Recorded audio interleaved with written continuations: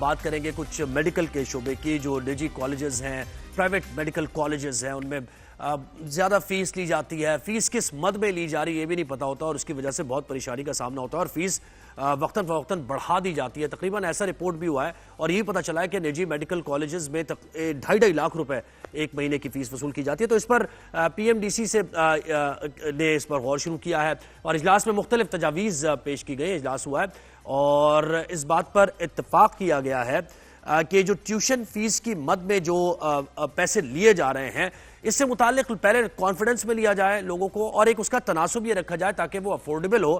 اور یہ شکایات جو وقتاً فوقتاً آتی ہیں اسٹوڈنٹس کی طرف سے, ان کے والدین کی طرف سے, اس مسئلے کا حل نکلے. تو پی ایم ڈی سی اب کیا کوششیں کر رہا ہے یہ ہم جانیں گے. ہمارے ساتھ ڈاکٹر قیصر سجاد صاحب نے جوائن کیا ہے, پاکستان میڈیکل ایسوسی ایشن سے تعلق ہے ان کا. بہت شکریہ ڈاکٹر قیصر صاحب, آپ نے وقت دیا ہمیں. یہ بتائیے, کافی عرصے سے ہم یہ دیکھتے ہیں کہ بہت معاملات ایسے ہو رہے ہیں کہ اسٹوڈنٹس بھی پریشان ہیں, فیس بڑھا دی جاتی ہے. کیوں بڑھا دی جاتی ہے اس کی کوئی وجہ سامنے نہیں آتی, کس مد میں لی جا رہی ہے یہ بھی نہیں بتایا جا رہا. تو یہ اتنی بھاری بھرکم فیسیں ادا کریں گے والدین یا پھر اپنے بچوں کو پڑھائیں گے؟ تو خیر بہرحال اب یہ فیصلہ ہوا ہے کہ اس کو ریویو کیا جائے گا. آپ بتائیے کیسے دیکھتے ہیں اس فیصلے کو, اور کتنا ریلیف مل سکتا ہے اس سے؟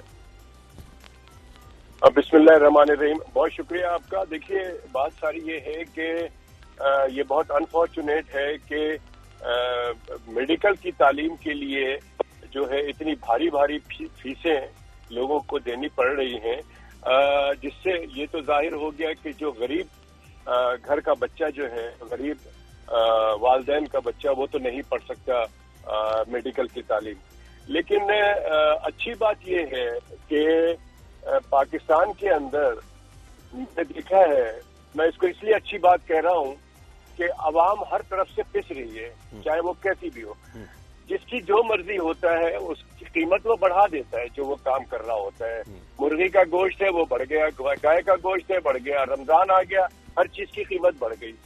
تو میں سمجھتا ہوں کہ یہ حکومت کی ذمہ داری ہے کہ ان تمام چیزوں کو ریگولیٹ کیا جائے. اب میڈیکل کی تعلیم کے لیے ایک ریگولیٹری باڈی موجود ہے, اس کا کام ہے کہ اس کو پراپر طریقے سے دیکھنا چاہیے. اب اس میں جو پرائیویٹ کالجز ہیں, جو لوگ اس میں شامل ہیں, ان کی ایک ایسوسی ایشن بھی ہے. ہونا یہ چاہیے کہ حکومت اب یہ جو جیسے ابھی آپ نے بتایا کہ اس کے اوپر بات ہو رہی ہے اور اس کو ریگولیٹ کرنے کی کوشش کی, یہ چاہیے کہ ان کے جتنے بھی لوگ ہیں, جو لوگ ان کو سمجھایا جائے, ان سے کنسنسس ڈیولپ کیا جائے, اور ایک ایسی فیس رکھی جائے جو کہ ہر کو ایکسیپٹیبل ہو. میں سمجھتا ہوں کہ پاکستان ایک غریب ملک ہے, اور پاکستان میں صحت ایک بنیادی حق ہے پاکستانیوں کا. تو اس کے لیے جو صحت کے لیے جو لوگ تعلیم دی جاتی, جن لوگوں کو, ان کو بہت سستے داموں میں ان کو تعلیم دی جانی چاہیے تاکہ وہ آگے چل کے عوام کی خدمت کر سکیں. اب پرابلم یہ ہے کہ ہمارے یہاں جب فیس آپ اگر 30 لاکھ روپے لیں گے, 25 لاکھ روپے لیں گے, تو ڈیفینیٹلی اس میں بہت ساری اور چیزیں ہو سکتی ہیں. تو پوائنٹ یہ ہے کہ اچھی بات یہ ہے کہ ٹھیک ہے اس کے اوپر بات ہو رہی ہے, کنسنسس ڈیولپ ہو جائے, اور فیس ایسی نامنل ہونی چاہیے کہ جو کہ سب کو ایکسیپٹیبل ہو. اور اچھا, یہ اس میں بالکل بتایا گیا ڈاکٹر صاحب, یہ بتایا گیا کہ یہ جو فائنل اسٹرکچر ہے جلد ہی مکمل کیا جائے گا فیس کا, اور پھر یہ شیئر کیا جائے گا والدین کے ساتھ بھی, تاکہ ایسا نہ ہونا کہ کسی کو یہ یعنی کوئی ہڈن فیس سامنے آ جائے, اور پھر وہ یہ بھی کرنا پڑے گا کہ کب تک یہ اسٹرکچر, یہ جو فائنل اسٹرکچر ہے کب تک چلتا رہے گا, اور اس کے بعد اس کو ریوزٹ کیا جائے گا. دیکھیے میں سمجھتا ہوں کہ یہ جہاں تک میری نالج میں ہے کہ 12 لاکھ روپے شاید یہ جو باڈی ہے جو کہ جس کا فیصلہ کر رہی ہے, انہوں نے شاید یہ مختص کیا ہے. اب اس کے اوپر چل رہی ہے ایکسیپٹنس کی باتیں, تو آئی ہوپ کہ یہ بہت یعنی 12 لاکھ کیسے, 12 لاکھ یعنی 12 لاکھ پھر 4 لاکھ پر ایئر ہو گیا. جی 12 لاکھ پر ایئر جو ہے وہ فیس مختص کی گئی ہے میڈیکل کالج کے لیے, اور اب جو ہے اس کے اوپر اس کو آئی تھنک کہ یہ کنفرم ہو گیا ہے. یعنی 1 لاکھ پر منتھ آپ کہہ رہے ہیں کہ فیس, سوری 1 لاکھ پر ماہانہ یعنی پر منتھ, تقریباً 1 لاکھ پر منتھ ہو گیا. بالکل بالکل, یہ یعنی ریزنیبل اماؤنٹ ہے جو کہ ہونا چاہیے آپ کی نظر میں. یہ نہیں، یہ ادھر سے ہوا ہے، اور جو کہ میں سمجھتا ہوں کہ یہ ریزنیبل اماؤنٹ ہے، ہونا چاہیے.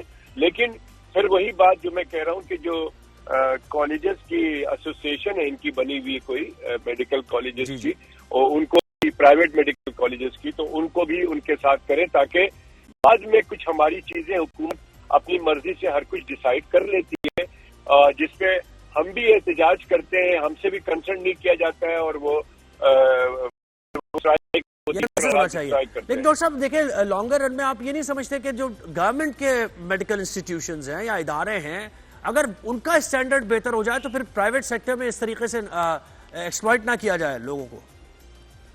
جی، وہ تو بات درست ہے آپ کی، لیکن بہت مشکل کام ہے کہ گورنمنٹ ہاسپٹل میں اتنے سارے میڈیکل کالجز بنائے جائیں.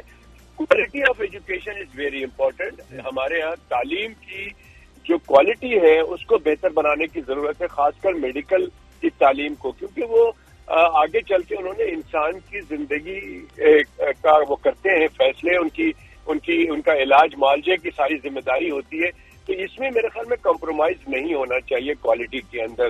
تو پرائیویٹ سیکٹر میں سمجھتا ہوں کہ اس میں بہت اچھا کام کر رہے ہیں، ڈاکٹرز پروڈیوس ہو رہے ہیں، لیکن انفارچونیٹلی وہ کوالٹی آف ڈاکٹرز اس وقت نہیں پروڈیوس ہو رہے ہیں. لیکن یہ بھی ہو رہا ہے نا ڈاکٹر صاحب، برین ڈرین بھی تو ہو رہا ہے نا، کہ ہم یہاں پہ انویسٹ کرتے ہیں کسی پر، اور وہ یہ تعلیم حاصل کرتا ہے اور اس کے بعد باہر چلا جاتا ہے. یہ بھی ایک بڑا ہمارے ملک تو ہو گیا ہے نا. اچھا جی، یہ بالکل بہت اچھی بات آپ نے کی. یہ بہت بڑا ایشو ہے کہ حکومت جو سرکاری میڈیکل کالجز میں اپنے طالب علموں پہ خرچ کرتی ہے اور وہ ڈاکٹر بن جاتا ہے، لیکن اس میں دو ایشو بہت امپورٹنٹ ہیں. ایک ایشو تو یہ ہے کہ میجورٹی اس میں 85 to 90% میں کہوں گا کہ بلکہ 90% سے بھی زیادہ بعض دفعہ لڑکیاں ہیں، اور ان لڑکیوں میں اب میں سمجھتا ہوں کہ 50% یا اس سے زیادہ لڑکیاں، ان کی شادیاں ہو جاتی ہیں اچھے گھروں میں، اور وہ پھر کام نہیں کرتی ہیں. میجورٹی لڑکیوں کے ساتھ یہ ایشو ہے. تو کچھ لڑکیاں جو ہے وہ پریکٹس کرتی ہیں، اور یا کچھ لڑکیاں اسپیشلائز ہو جاتی ہیں، اور ان میں سے کچھ لڑکیاں اور جو 10% یا 15% لڑکے ہوتے ہیں وہ سارے کے سارے بھاگنے کی کوشش کرتے ہیں باہر. کیونکہ آپ یقین کریں کہ ڈاکٹرز کی اب پاکستان کے اندر وہ ویلیو نہیں رہی، وہ ان کی تنخواہیں نہیں ہیں جتنا کہ ان سے کام لیا جاتا ہے، یا جتنا کہ ان کو یہاں پرابلم. اچھا ڈاکٹر صاحب، ایک اور اب ظاہر ہے یہ بات ہوئی ہے ہیلتھ سیکٹر کی، تو اس میں ہم نے یہ بھی دیکھا کہ رورل ایریاز میں جہاں زیادہ ضرورت ہے ڈاکٹرز کی، پیرامیڈیکل سٹاف کی، وہاں اسپتالوں کی، ایکوپمنٹ کی، وہاں بھی جانے پر راضی نہیں ہوتے. یہ بھی ہم نے دیکھا ہے، ڈاکٹرز نہیں جانا چاہتے وہاں. جی بالکل آپ کی بات، اس کے اندر 2-3 ریزن ہے. اس کی ریزن یہ ہے کہ دیکھیں ڈاکٹر حضرات جب سعودی عربیہ کے اندر اور باقی ممالک میں، وہاں پر بھی رورل ایریاز میں ان کی پوسٹنگ ہوتی ہے، وہاں چلے جاتے ہیں خوشی خوشی. وہاں پہ اس کی وجہ کیا ہے؟ یہاں کیوں نہیں جاتے ہیں؟ یہاں اس لیے نہیں جاتے، آپ خود سمجھ جائیں کہ وہاں کیوں جاتے ہیں. یہاں پر وہ تنخواہیں ان کو نہیں دی جاتی، نمبر 1. نمبر 2 بات یہ ہے کہ لا اینڈ آرڈر کی سچویشن خراب ہوتی ہے، ان کی سیکورٹی کا ایشو ہو جاتا ہے. نمبر 3 کہ ڈاکٹر اگر وہ لکھتا ہے کہ جی اس کو ہمیں ایکس رے کرا کے فوری طور پہ دیکھنا ہے کہ اس کی ناک کی ہڈی تو نہیں ٹوٹی ہے، وہاں ایکس رے نہیں ہوتا، وہ ججمنٹ نہیں کر پاتا، وہ ڈائگنوز نہیں کر پاتا. تو یہ کچھ چیزیں، یہ معاملات ہیں جس پر ظاہر آنے والے وقت میں بھی ڈاکٹر صاحب آپ سے بات چیت رہے گی. ان مسائل پر ہم ظاہر آواز بھی اٹھاتے رہیں گے، توجہ بھی دلاتے رہیں گے. بہت شکریہ ڈاکٹر قیصر صاحب.